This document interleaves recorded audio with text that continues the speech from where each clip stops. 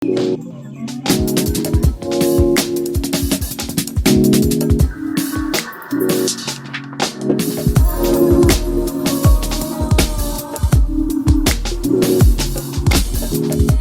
iguye atawufise wanurira ibidandazwa ufise canke atawufise wikinga ivyo uriko uradandaza birononekara kandi nawe urahagirira ikibazo.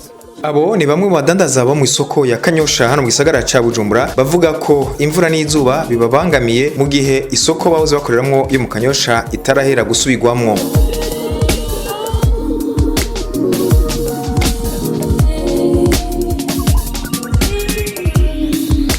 Twebwe ingorane dufise no kunyagirirwa hanze n'urushanga dukoreramwo, ahubwo twariko turibaza icatumye badukura mu abandi isoko bakinjira twebwe ntibayuzuze. Twasaba ko boyuzuza vuba natwe tukaja ahubatse nk'abandi.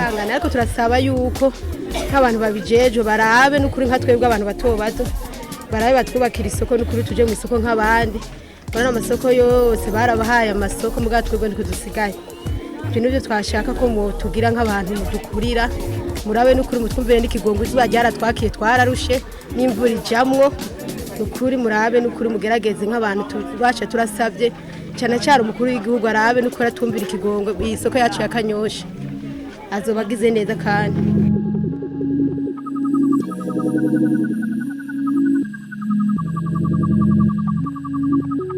Ndayisenga David ajejwe iyo soko ya Kanyosha akavuga ko uno munsi ibikorwa barimwo ari byo kubonesha ibinimero z'ibibanza abadandaza bahora bakora muri iyo soko mwese yarafise. Ubunye meri ya Bujumbura ikaba yarungitse abakozi bayo baza gusubiramwo amanimero kuyabonesha canke ndetse kubonesha ibibanza na Nyarirya hari haheze imisi miremire hariko haragwa imvura amanimero canke ibibanza ukungene bagiye barabicapa vyagiye birafudika vyagiye birazimangana. Novuga yuko muri no misi himirijwe gutumwa ko inama y'abadandaza bose inama ya bose kugira bababwirize yuko bategerezwa kuza kwiyubakira amakioske yabo hanyuma ndetse bongere babamenyeshe n'ikiringo kanaka bazo bahejeje gukora ivyo bikorwa hanyuma isoko nyezina ica iheza yimukire indani.